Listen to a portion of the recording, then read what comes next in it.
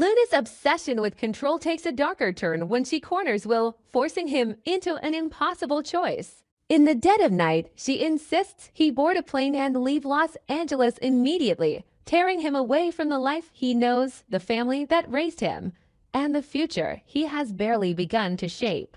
Her words are not framed as a plea or a negotiation, but as a threat sharpened to a lethal point. If Will refuses, she will claim he forced himself on her and that her pregnancy is the result of his assault.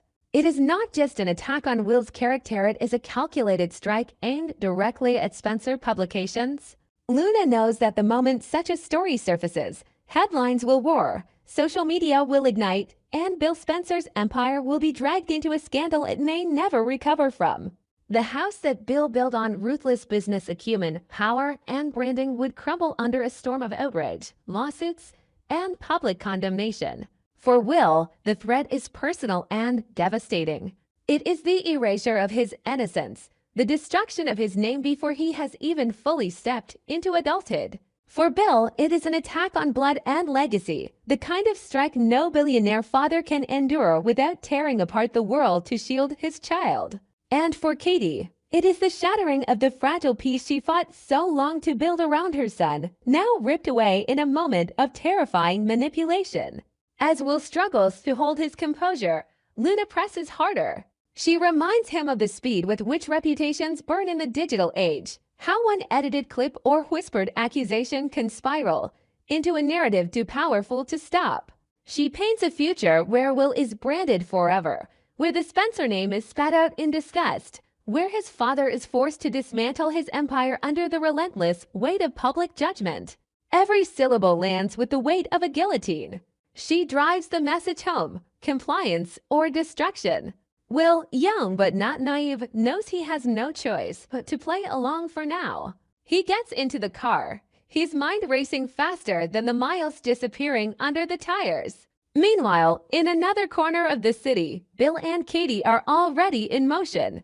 Panic sharpens into determination as they track their son's movements through traffic cameras, hacking into feeds and calling in favors, piecing together his path with the precision of generals following a battlefield map. Every new glimpse of Will's car is a temporary reprieve, a sign that he is still alive, still within their reach. But every mile closer to the state line makes their pulse quicken. Bill, who has weathered hostile takeovers and personal betrayals, now faces the one battle that matters more than all the others, saving his son.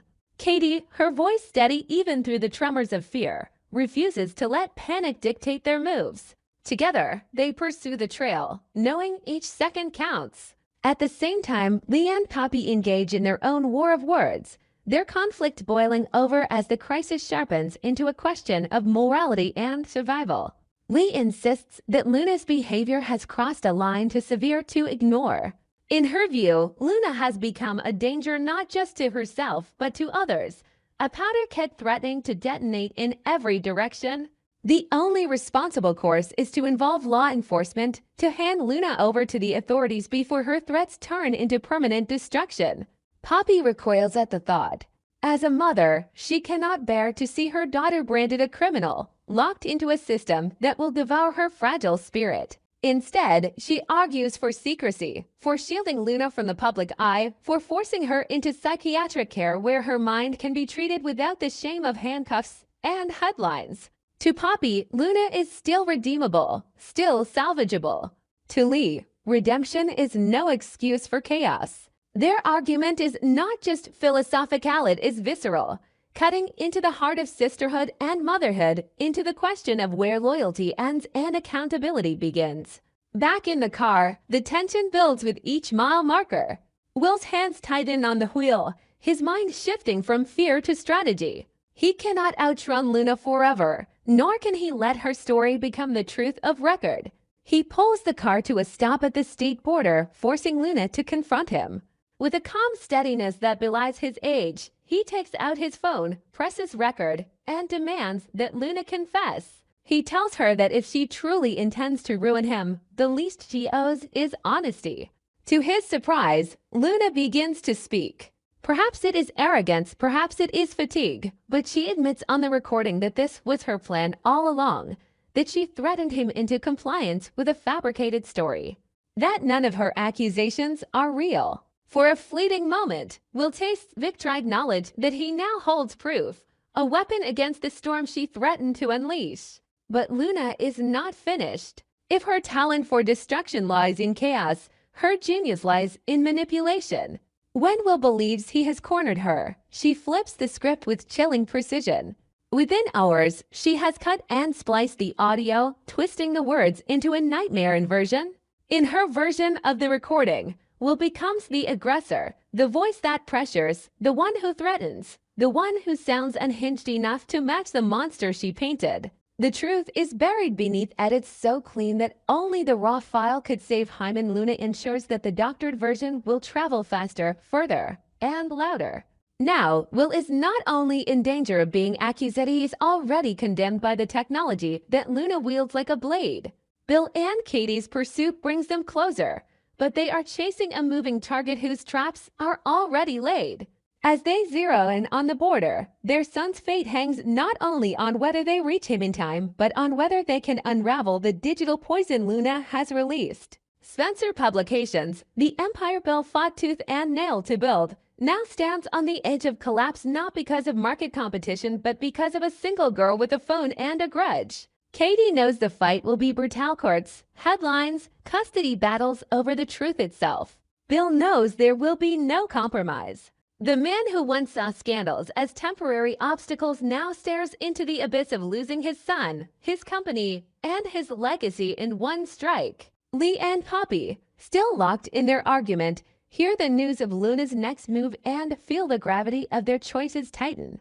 Lee points to the wreckage as vindication. This is why Luna cannot be shielded, why hard choices must be made, why the law must take over where family has failed. Poppy's tears harden into fury as she begs for one last chance to protect her daughter from a system that will not see her as human but as a headline. Their voices clash, but beneath the shouting lies a single shared truth: they both love Luna. But love has diverged into two roads, one paved with punishment, the other with protection. And at the center of it all, Will stands in the crossfire, his voice twisted, his freedom threatened, his name smeared. He thought he had turned the tables, but Luna's counterstrike shows just how far she is willing to go.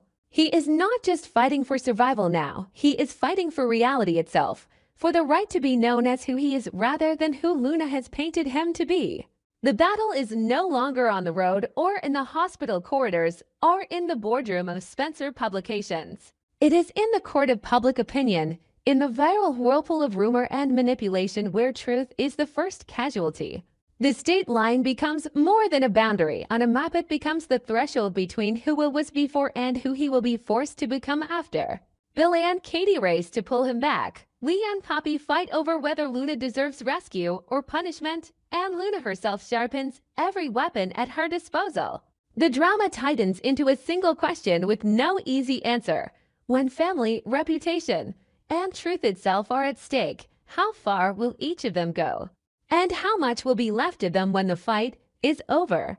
The car sits idling at the edge of the state line, headlights cutting across the dark highway like twin blades. Will's chest is tight with adrenaline. He thought he had outsmarted her, thought he'd forced the truth from Luna's mouth, only to realize her talent for twisting reality runs deeper than he could ever imagine.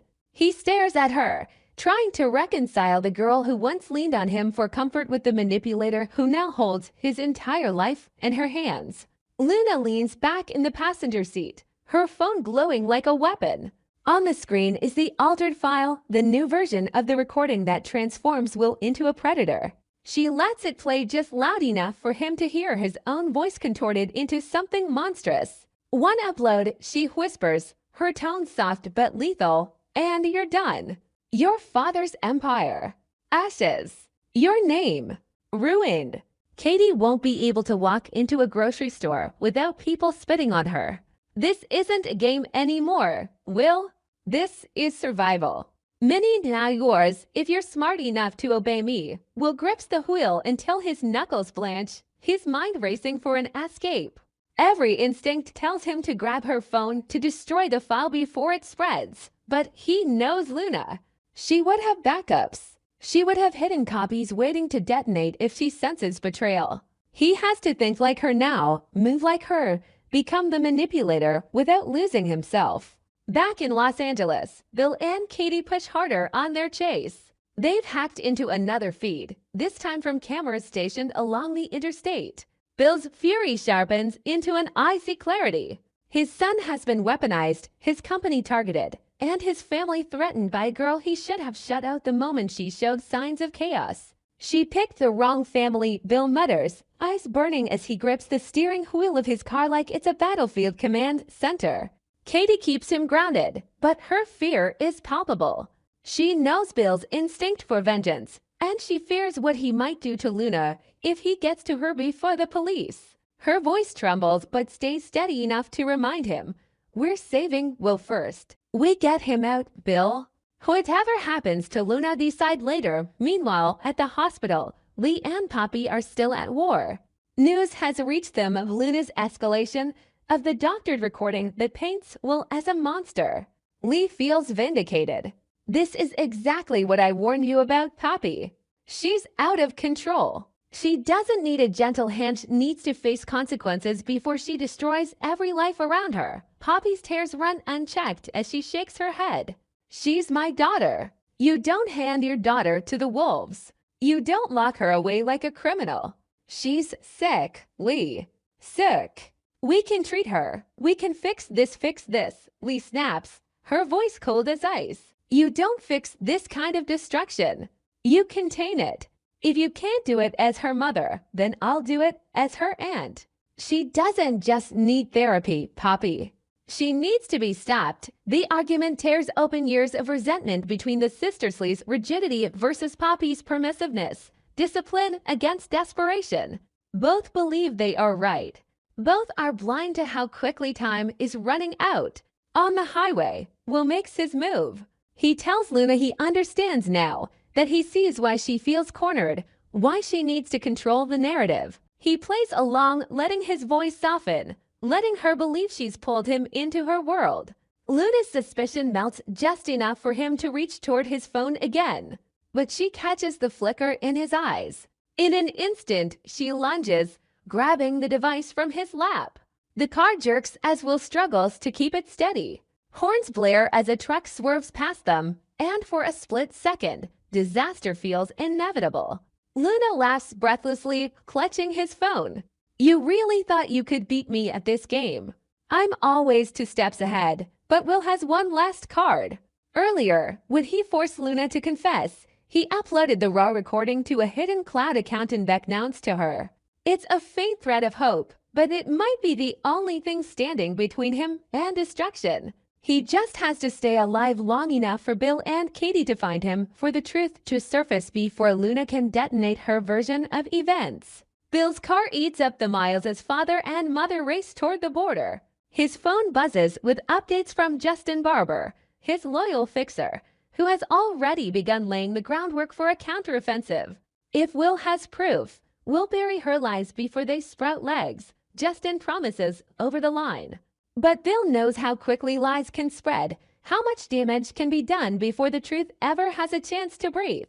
As dawn begins to creep over the horizon, the showdown feels inevitable. Will's car, battered from the night's chaos, pulls into a deserted rest stop just shy of the border. He steps out, heart hammering, knowing he has only one chance left to wrest back control. Luna follows, phone clutched like a dagger, her expression unreadable. "We're not turning back," she hisses. "You're with me now, Will. You belong to me or you'll be nothing." In that moment, the sound of another engine cuts through the still air. Bill's car screeches to a stop, Katie leaping out before the wheels have even settled. Will feels a surge of relief, but it is drowned instantly by Luna's sharp, wild grin. "Perfect," she says, raising the phone as if she's about to broadcast everything to the world. Bill strides forward, rage barely contained, his voice low and lethal. "You make one move, Luna, and you'll regret it for the rest of your life." Katie's voice cuts over his, desperate, pleading. "Will, come to us." Now, the rest stop becomes a stage for a final act no one can predict. Will stands frozen between his parents and Luna, torn between survival and loyalty, between the truth he clings to and the lies already spreading beyond his reach. And in the shadows of the rising sun, Lee and Poppy's debate looms larger than ever because whether Luna leaves this place in handcuffs, in an ambulance, or with another victory carved into her record will decide not just Will's future, but the fate of every family tangled in this web.